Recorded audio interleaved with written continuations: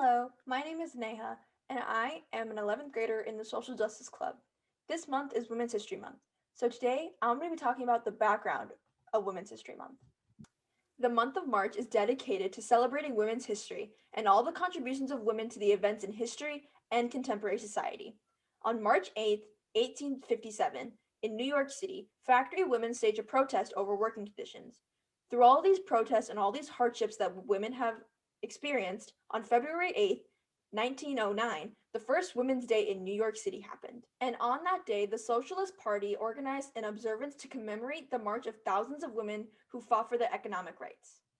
The week of March 8th of 1980 was when President Carter issued the first presidential proclamation declaring National Women's History Week. And by 1986, 14 states had already declared March as Women's History Month. By March of 1987, Congress declared the entire month of March as Women's National History Month.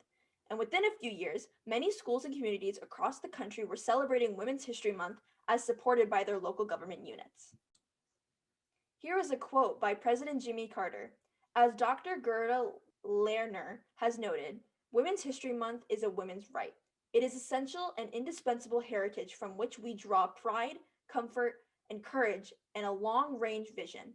I ask my fellow Americans to recognize this heritage with an appropriate activities during National Women's History Month, which is March 2nd through March 8th of 1980. President Jimmy Carter. Now we learned about some background, let's talk about some facts. Some facts about Women's History Month is that the colors purple, green, and white are associated with Women's History Month. Purple signifies justice and dignity, green symbolizes hope, and white symbolizes purity.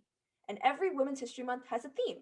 This 2020 theme was Valiant Women of the Vote, according to the National Women's History Alliance.